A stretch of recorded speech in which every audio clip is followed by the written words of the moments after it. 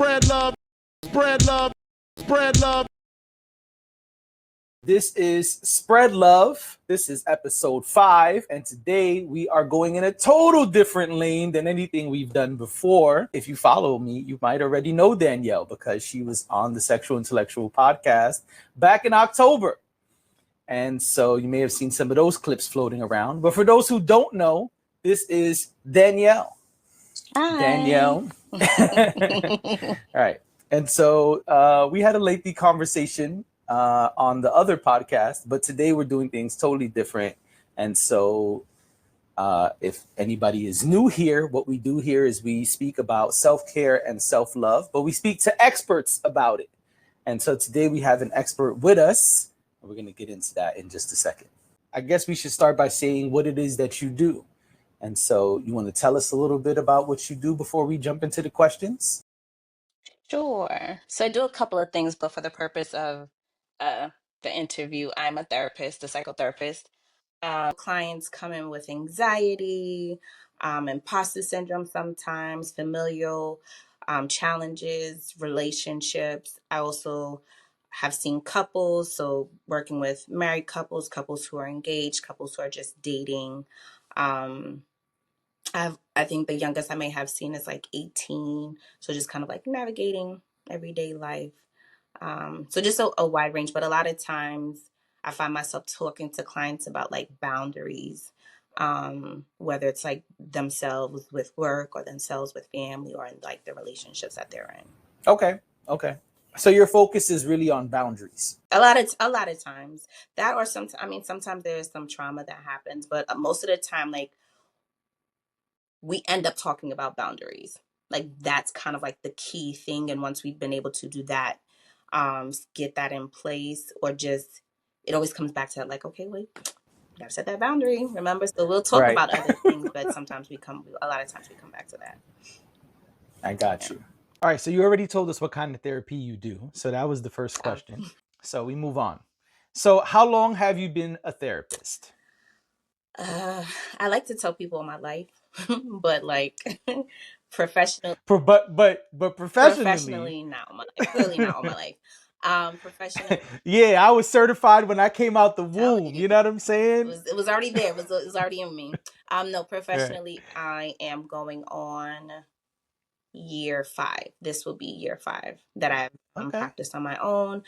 Um, Prior to that, I worked at a school as a dean and a school social worker.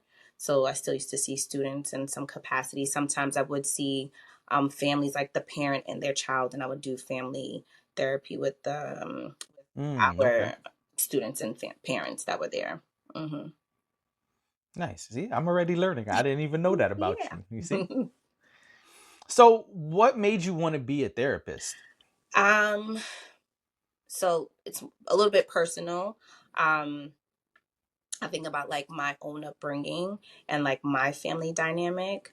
I also had a neighbor who, growing up, we were friends, and she had children. She had 5 kids by the time she was 21, and lived with her mom. And unfortunately, like, her first 3 was taken away.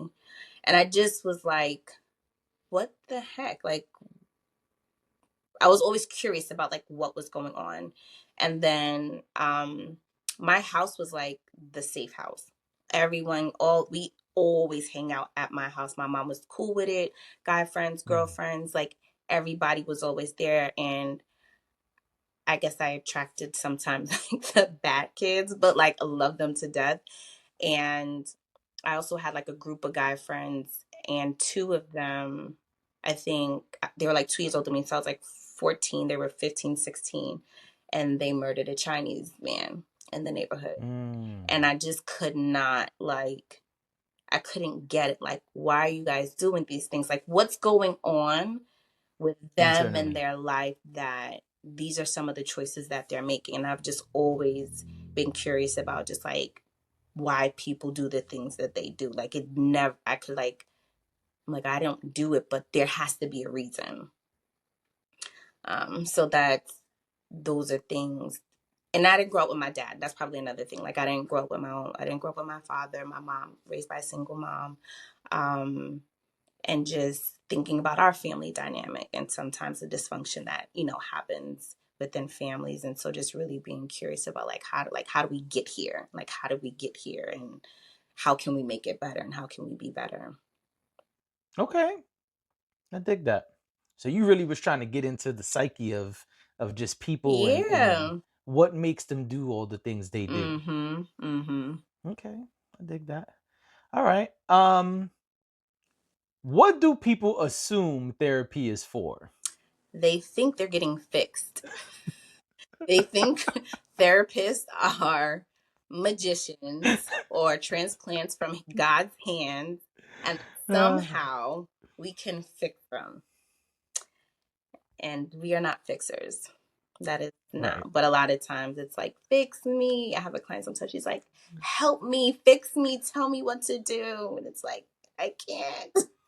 I can't. I mean, I could, but that Right. would no, that'd be messed up. We'd be in a lot of trouble probably. Right. Okay. Yeah. So people think it's a fix. And just this is I guess a side question. Mm-hmm. Do they think it's a quick fix? Like do they think one session and I'm done, or do people normally understand that this is a process? So before I even accept a client, I have consultation calls with them, and I Mm, let them know like my philosophy behind therapy, how I practice, but also let them know like it's a journey, right? Like this isn't okay. some quick fix. It's hard. Right. You're not going to like it. You may even think you don't like me. You may tell me you may not want to come. I get it. Right. Like that's what therapy is.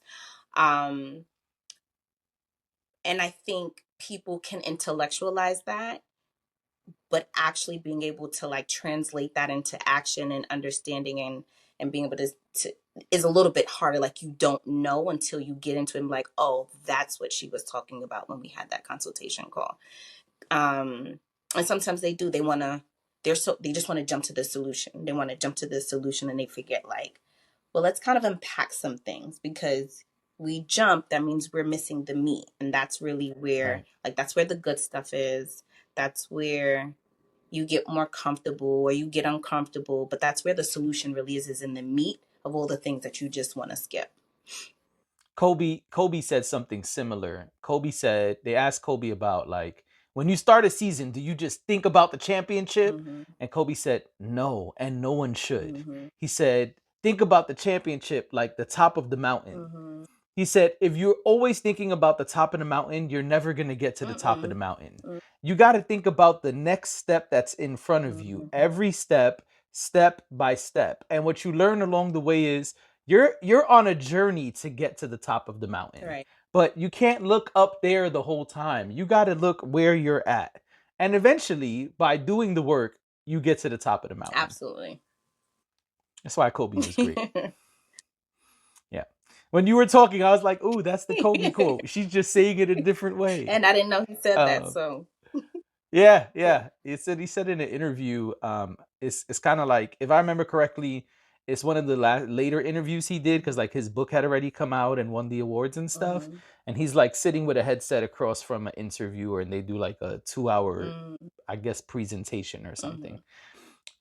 But yeah, I'll send it to you. I have it Okay. bookmarked. Yeah. Okay, so do you think everyone needs therapy? Because there's this thing online, right? I know you've seen it, where it's like everybody needs therapy. Black men need therapy.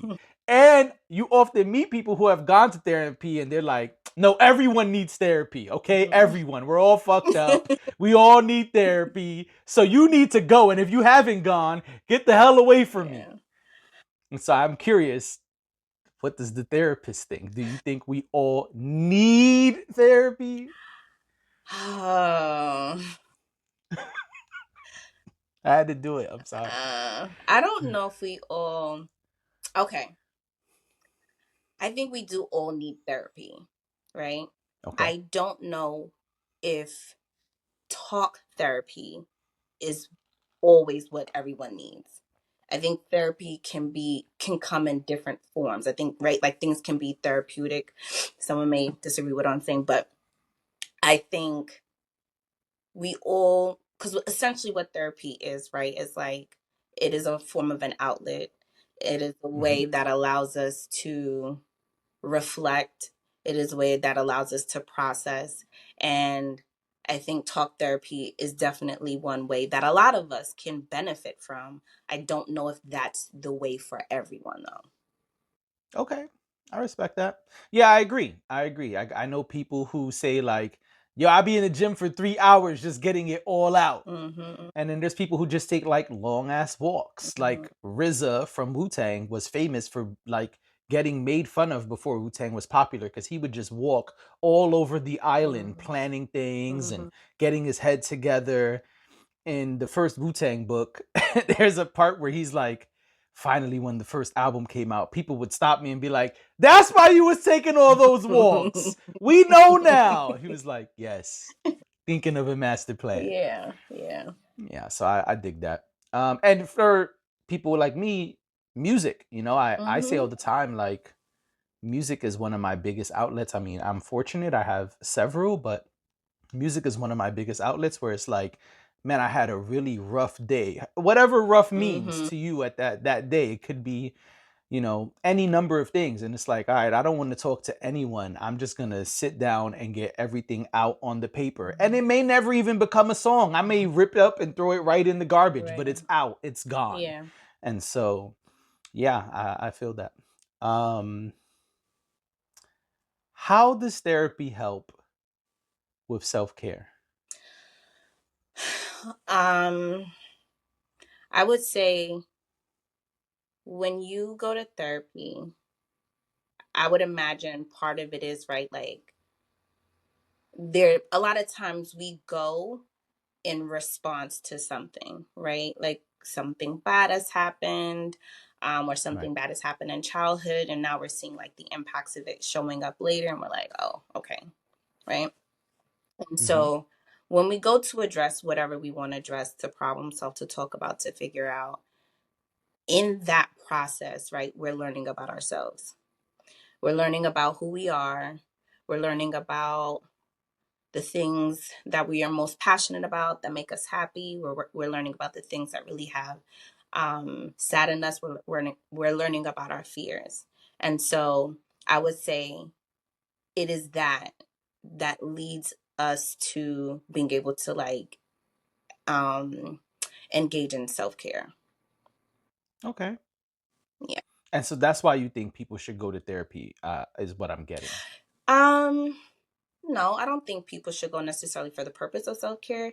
I think like people should go because they want to feel perhaps more connected to themselves, right? Or they want to be able to feel Okay. confident about their decision making, and they want to feel proud of who they are. They want to grow. There's a block and they're just like, how do I get out of my own way?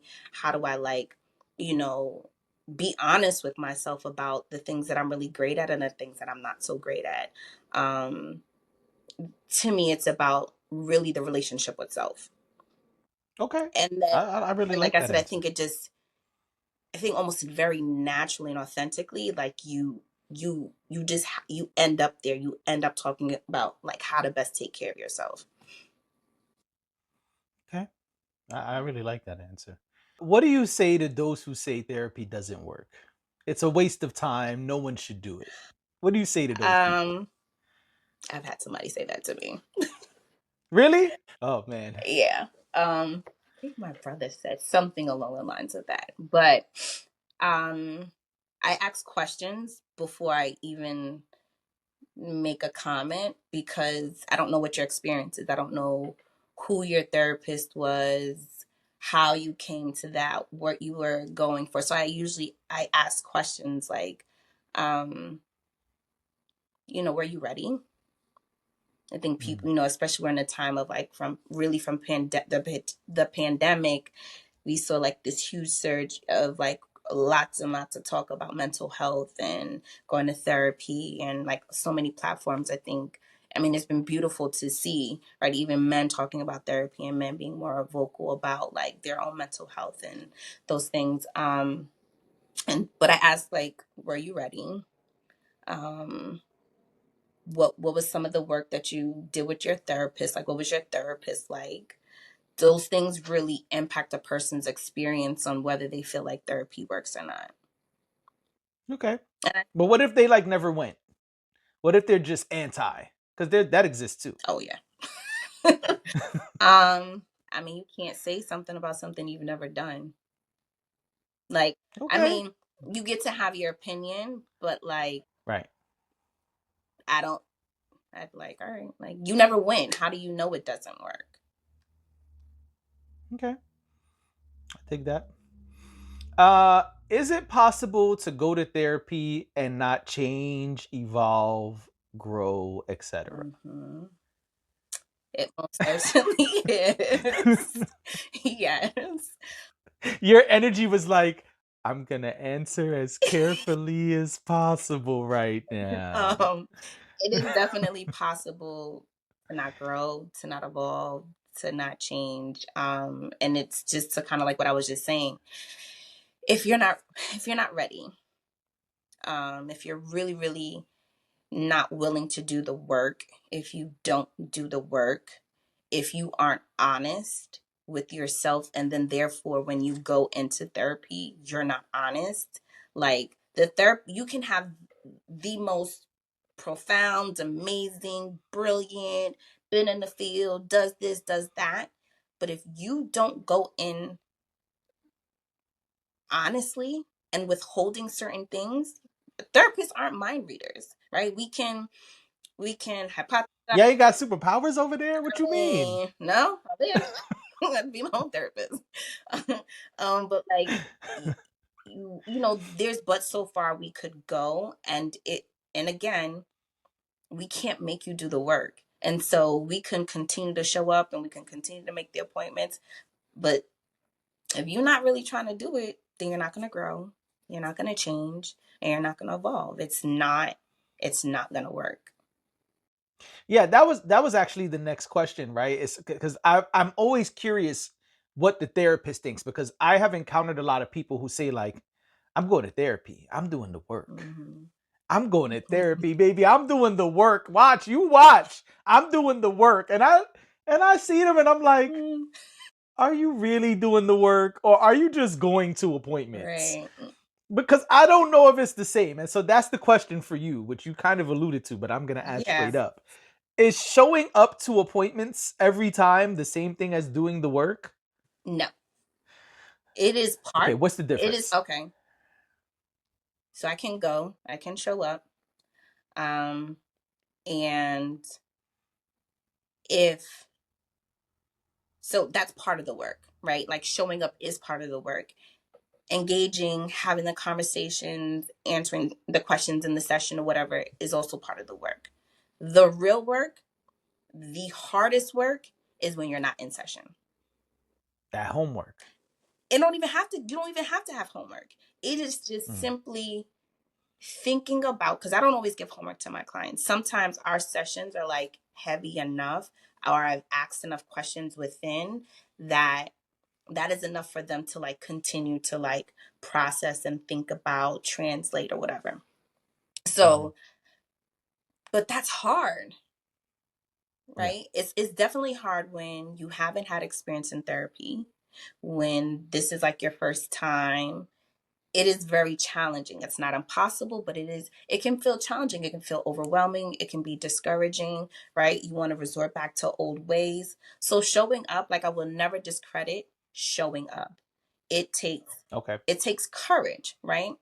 But after a while, if all you really are doing is just showing up and like having conversation, then you are just attending an appointment, right? You're not like, it's what you do with the conversation. It's what you do with the homework sometimes that's the work. Okay. That's the work. No, I appreciate that because I feel like I said, I feel like I have run into people personally who I've been around for long Mhm. periods of time and they love to people like to brag about going to They therapy. do. It's like a flex. And it's like, yeah, but I hear you flexing, but I keep seeing you doing the same shit you say you working on. Like, I come up on this platform, all my platforms, I speak about how I have a sugar addiction and I love ice cream. And so I'm not going to walk around and front like, oh man, I don't even eat ice cream no more. You know what I'm saying? I'm doing the work to erase ice cream. Nigga, you had a pint today. Like, I pulled up to the crib and you had a pint. You had a spoon when you answered the door with cookies and cream on the spoon. Nigga, what's going on? And so that's why I asked that question. I appreciate you elaborating, because I just feel like people that I've encountered, not everyone, but a number of people, they say all the time, like, yeah, I'm going to therapy, I'm doing the work. I'm going to therapy, I'm doing the work. But as you're around them, it's like, well, can I come to a session? Because what y'all be in there talking about? It don't seem like nothing is changing up in here. And, people will say, especially if you're close to somebody, they'll say like, yeah, I'm really trying to work on my ice cream addiction because, blah, blah, blah, blah, blah. And you're like, oh, okay, yeah, that's good. No, that's good. You recognize you eat too much ice cream and you're trying to eat less ice cream. That's great. Right. But then you see them and they're like, yeah, man, I had a great milkshake today. Man, it was crazy. They put whipped cream on it. And you're like, nigga, that's ice cream. That's the main ingredient in a milkshake. I mean, milk and ice cream and sugar. Like, I don't understand. Yeah. It's like, no, but I'm doing the work though. I've been going to my appointments. It's like, I mean, but you got a milkshake this big. I don't understand. Like, I think the other you was at Black Tap yesterday. I think the other part too could be like, that is the work for them, because perhaps doing nothing had been the thing for so long, or showing up, I think, is a big deal to some people.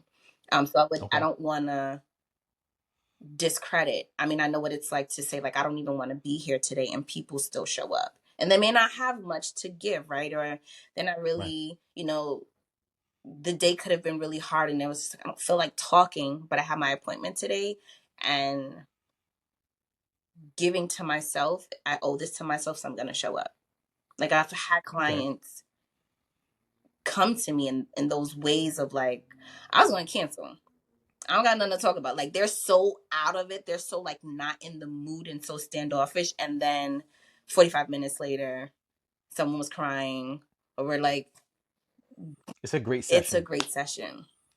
So that makes me think of the gym. yeah. So it's like, I always say, the days you don't want to go to the gym, those be the best days, because you go in there and you like, I don't even want to be here.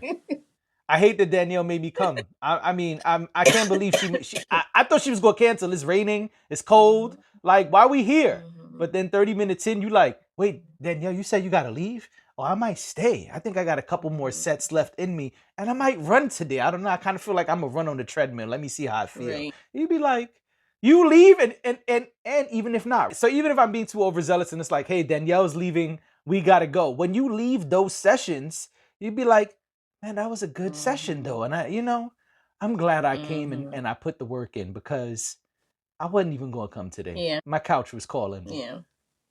So that's exactly what it made me think of. So I can understand that, what you're saying. I think it's all of the above though. It's what you said. People go. Or people say they go and they may not really be going. I don't know.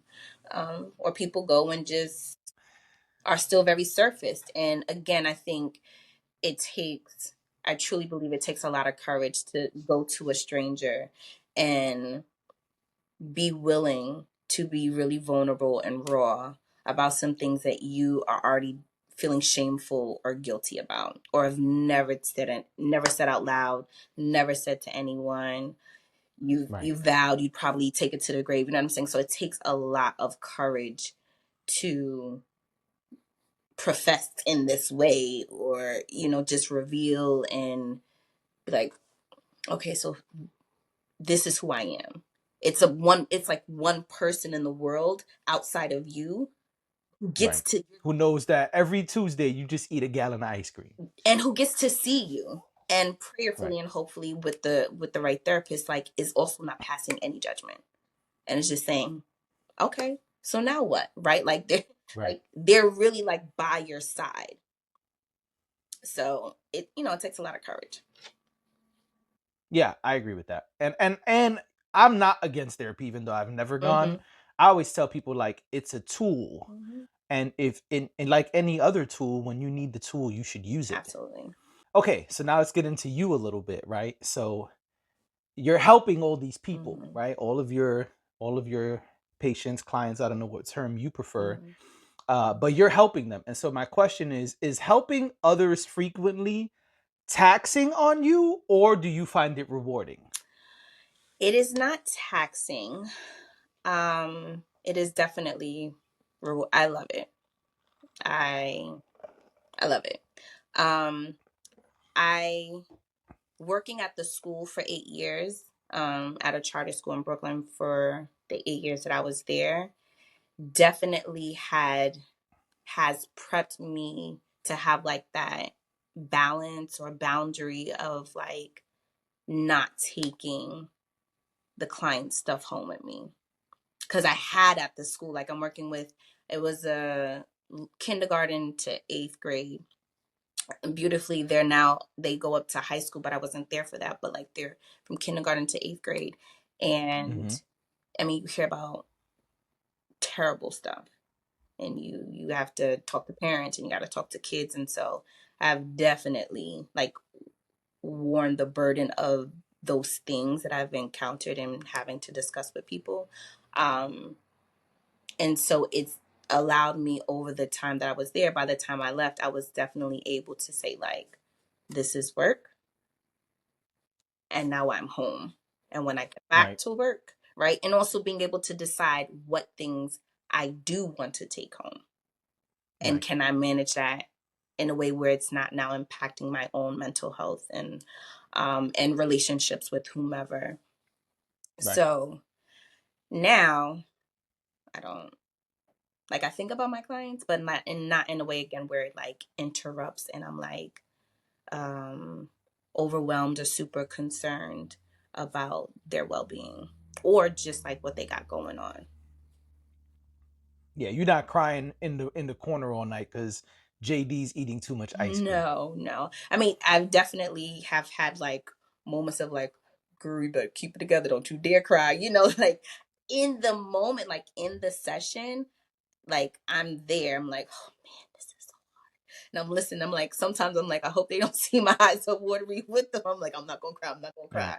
cry. Um, but it stays there, right? And I empathize and I figure out like how to make sure I'm not leaving them in such like a raw and vulnerable space. And sometimes if I have to give more time, I give more time. And like then I communicate with my other clients to let them like, hey, a little extra 5-7 minutes or whatever, so that way I don't leave the session with some of that stuff. Gotcha. Yeah. Okay. Another thing, I don't think we've ever discussed it, but we both work with kids for lengthy periods of Oh time. yeah. Yeah, I worked with kids for 14 years. It's like all I did until a certain age. I worked with kids pretty much my whole life Same. until a certain point. 18, like, I lie. Like, even from summer youth, I've always been Yeah, in the same. capacity. I started working with kids as a kid at like 14. Same. They just had me with like the 6 and 7 year Yeah. olds. Yeah. Yeah, So I'm like 20 plus years with working with kids. nice. That's awesome. Yeah.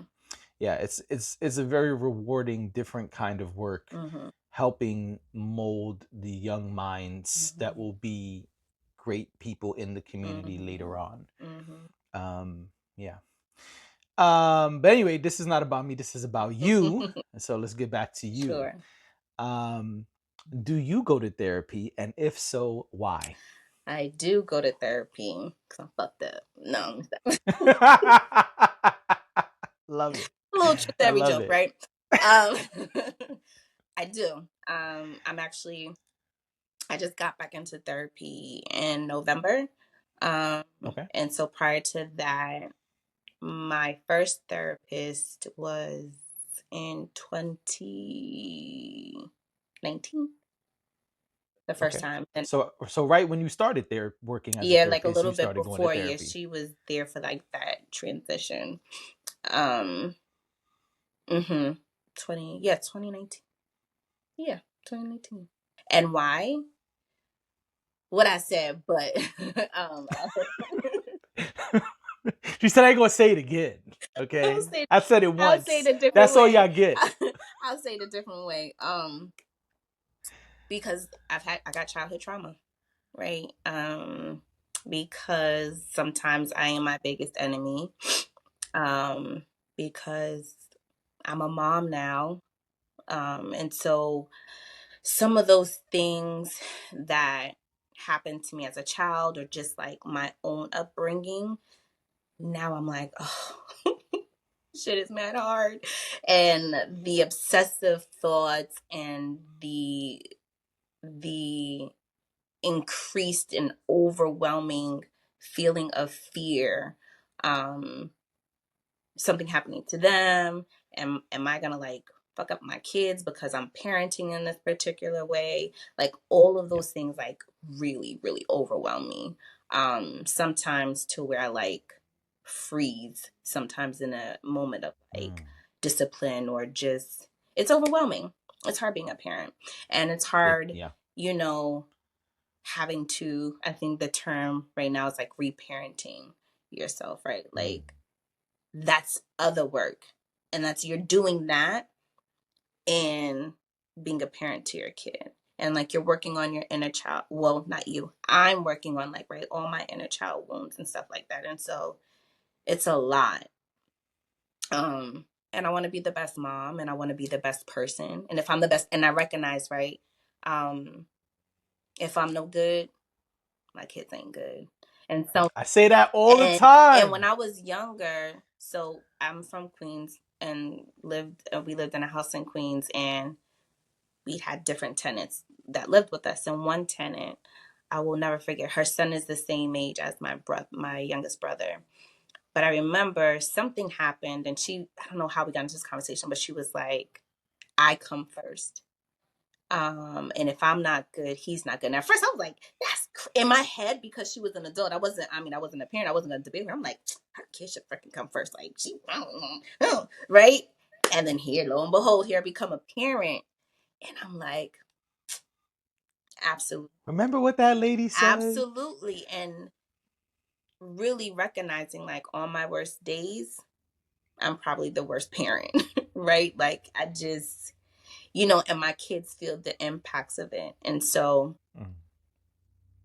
being okay with prioritizing myself. And I think the other hard part is though there's so much kind of like, especially with moms get like a lot of scrutiny and judgment because we have so much messages about like being the super mom and you know your kids this and your kids that, and there's so much that we go through from just pregnancy to birth to after that, and so much we carry, and an identity we lose, an identity we gain, and then trying to Right. navigate this new self and two new people, right? Because I'm not the Danielle prior. I have two. So Right. there was Danielle with no kids, then Danielle with one. So now I'm not the Danielle with no kids, but now I'm Danielle with one in that new Danielle individually. And then I have two. Then I And have a and then second. that baby. So now I'm not Danielle with one kid in that new Danielle. I am now Danielle with two kids and now rediscovering this other version. Like, who do I want to be now as a mama too, but also just Danielle as her person. Yeah. So I need help. I need help with that stuff. I dig it. Yeah, I'm so glad that you said if the stuff about you having to be first. Mm-hmm. You know, I like I said, working with kids, you hear all of these parents, my kid comes first. My kids come first. No, baby, your kids got to come first. And I always used to tell parents, no. Mm-mm.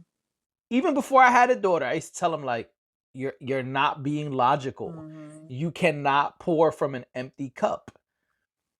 Your kid drinks from your cup. Mm-hmm. You can't pour anything if your cup is empty. What can you pour into them Mm-hmm. if you have nothing to give? And if you really like get into the psyche of children, you understand that kids, especially at like toddler and baby ages, they are strictly feeding off of energy. If you hate the world, if you're depressed, if you just like, if you're Eeyore, let's take it all the way back. If you're Eeyore, Mhm. what do you think the kids are getting from you? And then let's get into like another level. A lot of women are breastfeeding. You are literally giving your body's fluids to another person. This is how they are living. This is how they are satiating themselves. Mhm. What do you think is happening when all of that bad juju is coming out of you and into this little baby? Because stress is hormone, It just, right? You have stress hormones, so right, like it goes through. yeah. Yeah. And so I say that all the time. And a lot of people don't like it because, especially in the hood, that's the phrase. Mhm. My kids come first. And I'm always like, no, they shouldn't. Because if you're not okay, they can't be okay. But I think like if one of the hard things, I can only speak for moms, and I have lots of mom friends, is that, and I think I went through this too, is that you over identify with being a mom, Yeah. and That is your identity. It's mom. it's your identity, and people also only identify you as a mom. When people, you have a baby, how's the baby? A lot of times, how's the baby? Yeah. Then how are you? If that. If that, right? I think we're definitely changing where there's more awareness and mindfulness about it, but like a lot of women only cling to that identity because it becomes like this, it is my destiny, it is probably the one thing that I feel like I can do right. And having to rediscover yourself and having to separate yourself from your children, and like there's this quote, and I absolutely love it. It says, and I hope I'm not butchering it, but it's like, when a child is born, so too is a mom, for she has never been a mother before. Yep. Right? And so not only that though, but again, that who you were prior is somewhat stripped. And there may be pieces of her that you bring along the way, but she's stripped, and you have to Yeah. like figure out, how do I be this new identity that aligns? Do I want to break generational curses? Do I not want to do what my parents are doing? And then how do I Right. also be like, how do I take care of myself? Well, I'm taking care of like a human being who absolutely needs me, probably as much as I need myself, Right. If not more. if not more. Yeah. Yeah. Well, that leads right into the next question, which is, do you view yourself as a self-care expert? I don't know if I'd say I'm a self-care expert, more than definitely a self-care advocate. Okay. um, and I say that, yeah, I think I don't care to be like, I'm the expert in this and expert this, more than I am fully aware and believe in the benefits of self-care. And I recognize like the power of it and the importance of it. And so therefore, I'm always going to advocate for self-care. Always. Right. I've always been like that at work. My staff under me, when we've had to like create our schedule, I'm like, what I want to see, what's a must in your schedule is I want to see breakfast and I want to see lunch.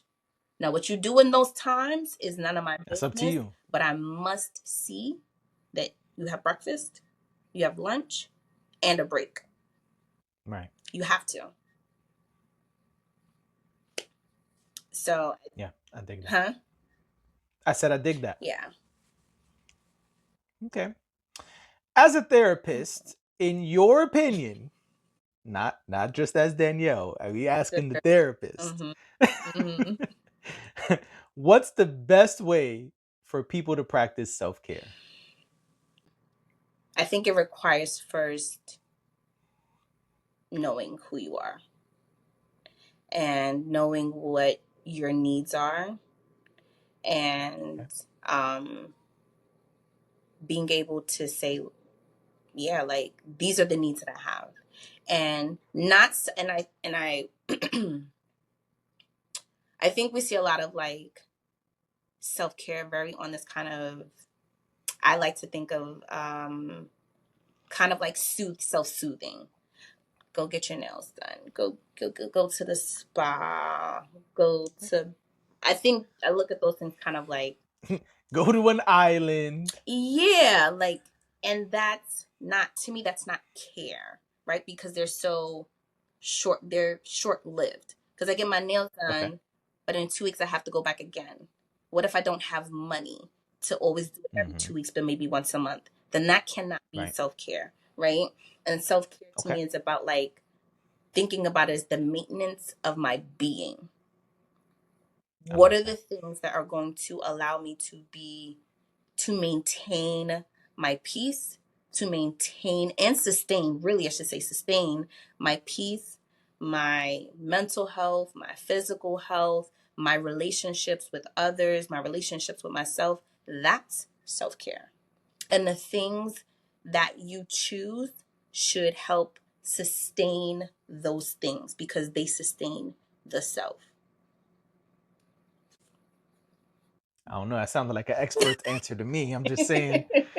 Y'all can put it in the comments when y'all see this, but it sounded like an expert's answer to me. I'm just saying. Hashtag I'm just saying. How do you practice self-care?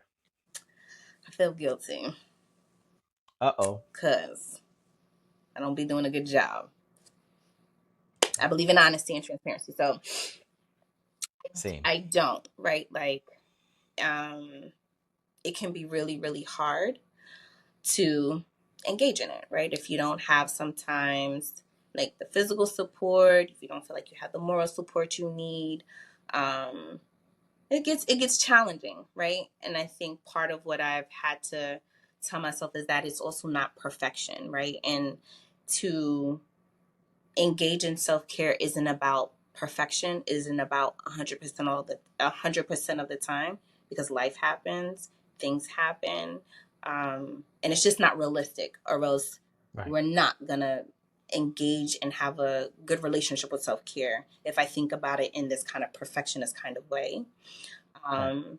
However, I've been able to engage in it. And so I recognize some of the things that I really do like. Like, I like candles. And when I like candles, I recognize like it helps me like be in a different space. I've started to go work out and go back to the gym. Being in therapy is also another one of my ways of self care. And I recognize that sometimes I need to isolate. And those are the things that help me, like taking a break from the world or taking the break from just, not so much a break from relationships, but like being quiet, right? And sitting still, and those things I realize like I actually need. I need those moments when it's me to me. Those are really important. They help me feel good about Danielle. And so, it goes back to like that self care thing is we have to first understand who we are, and we have to know what our needs are. And then it makes, I think, self care a little bit more accessible, because it's like, oh, I don't have to go to the movies. Like, I just actually like, I need to clean up my space, or I just like need to listen to music and have a jam session for like 2 hours. That's Right. but I have to be consistent. Once I recognize it, then I kind of get to plan for like, oh, okay, Saturday mornings are the perfect time. So every Saturday, this is the thing that I do. And it's okay if I Right. interrupt it one time because I want to go have brunch with friends, but that's the thing that I just like, I keep in consistency. It's in rotation. Got you. Yeah. What happens when we don't love ourselves? Ooh, a lot. Um, I mean, when we don't love ourselves, perhaps part of what happens is um, we don't take care of ourselves. We don't make the best decisions. Um, we have relationships, and not just romantic. We have jobs. We have friendships. We have romantic relationships. We keep relationships with family members that we actually don't need. Um, and so, yeah, I think essentially when we don't love ourselves, we love others and love things way more. And some things Mm, aren't like the things that are best for us. yeah. Bars. That's definitely bars right there. um, okay, well, you may have answered this, but Go ahead. if it's too specific, you can skip it because you kind of answered this already. But how often do you take time to take care of yourself? Again, something that I need lots of. This year's the year for that. Not the best at taking care of myself. And so I think like this year is definitely like I've been able to reflect on years previous, not just 2024, but just like, because how did I get to 2024? It's things that happened in 2023 and so forth, right? So, really, I think it's not just about this like past year reflection that we need to do. We really need to be able to like go back and look at like patterns and look at habits because we weren't just doing these things just for a year. They Right, probably have always been part of like our lifestyle, our mindset, right? right. JD been eating ice cream. Been, right? Since he was 5.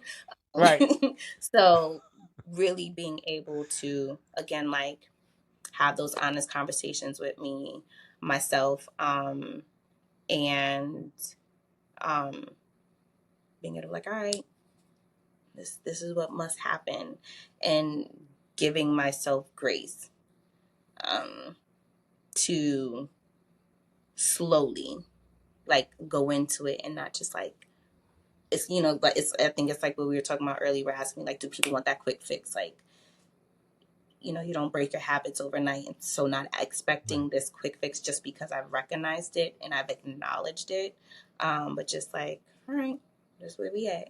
So we're gonna be better about taking care of myself and being okay with prioritizing. It's a lot that goes into it because it also means that you have to shift your mindset about your own value set, your own self-worth, and yep, like undoing some beliefs about relationships. And again, I don't just mean romantic. I mean with friendships, families, work, etc., right? right, Even with your kids, like really undoing some like I am not lovable because of what I do for other people, right? And like being able to be okay with like perhaps it really is like how I take care of myself and how I feel about myself is just as important as how I take care of people, but like that piece is just as central and probably just only central to then like right, like you said, you can't pour from an empty cup.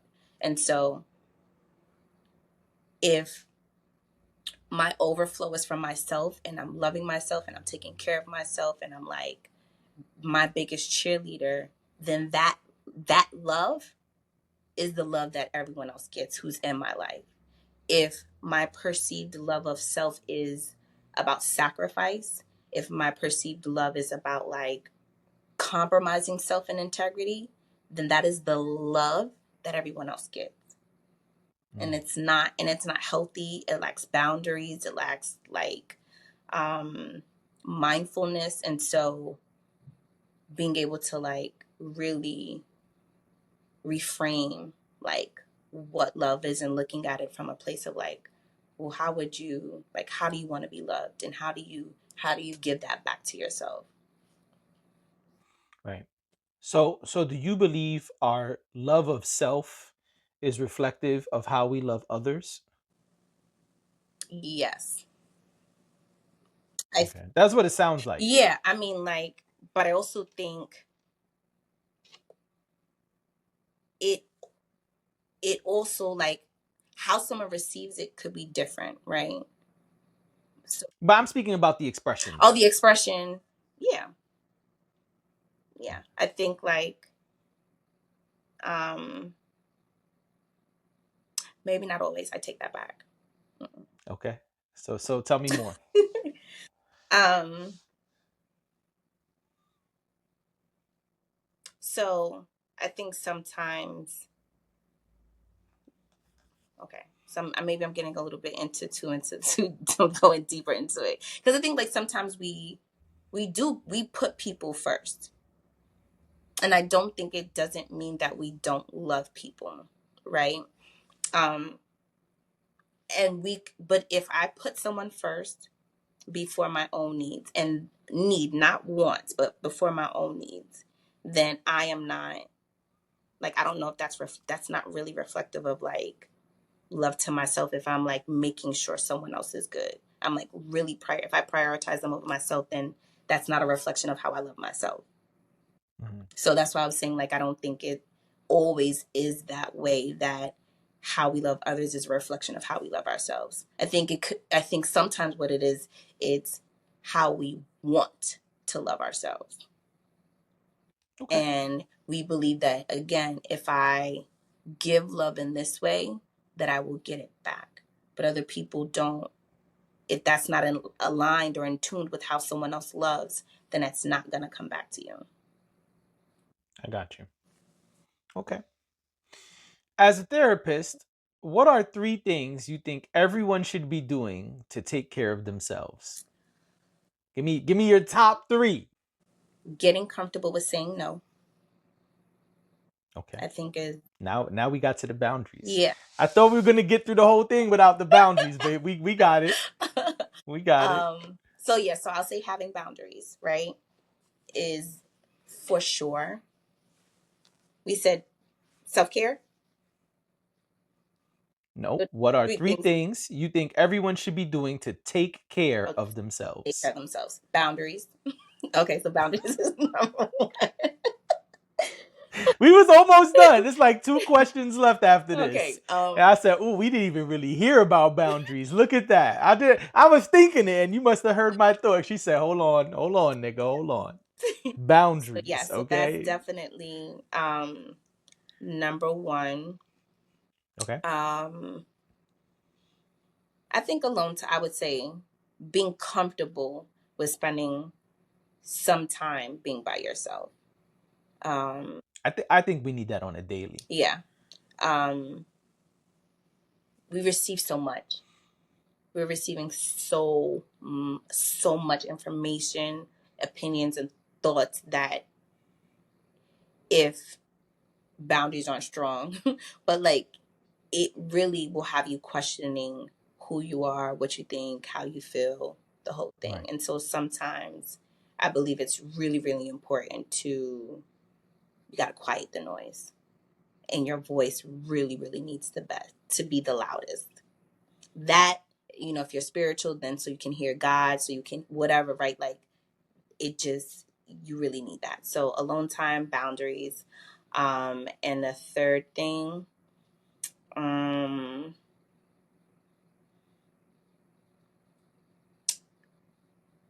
think really like being honest, like being honest with who you are, what you want, what your needs are, like getting to know yourself. Okay. Like that is gonna, those would be the top 3 things. All right. There you have it, folks. That's the top 3. What is self-love? Self-love is knowing who you are, um, accepting everything, and loving everything. The worst, darkest parts of you and the absolute most brightest and beautiful things of you. That's Mm-hmm. what self-love is. It is not dismissive. It is being kind to those parts that feel really hard to like give grace to. It is being your biggest cheerleader. It is respect for yourself. Um, it is patient with yourself. Um, yeah, that's what I would say. Like self love is all of those things that I just said. Okay. Last question. Okay. Is self-love self-care? Mm-hmm. Can I ask for elaboration, or you want me to answer how I understand However it? you understand it. Yeah. Okay. It's self-love, self-care. However you I won't. receive I that. won't say that self love is self care. I would say self love is an avenue to self care.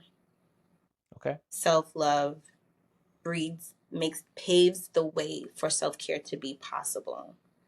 Um, it is almost inevitable. It's inevitable with self love to not then have self care. Okay. Yeah. That's the end of our episode there. Once again, that's Danielle. Oh, let them know where to find you. Come on, hit them with the socials, the website, all of that. You know what I mean? Got it. um, Listen, it's about you. So we got to make sure when they see this, they be like, oh, I like her. Where I can find her at? so my social media, Instagram is at the Goode Therapist. So THE, last name GOODE therapist, THERAPIST, the Goode Therapist. Or email thegoodetherapist@gmail.com. Those are the Okay. two places that you'll find me. Look at that. Short and sweet. Some Yeah. people got like a whole long ass list. Now, website, working on a website. Working on some things for this year. But Holler. right now, those are the two places that you can find me. Or you can find me on Psychology Today. And if you want like kind of like a bio and you want to know about my practice and how I work and so forth, you could also find me Danielle Goode on Psychology Today. Holler. There you go, Yeah. folks. All right, Danielle, thank you so much Thank for the time you. and all the gems. Yes. Thank you for And having me. of course,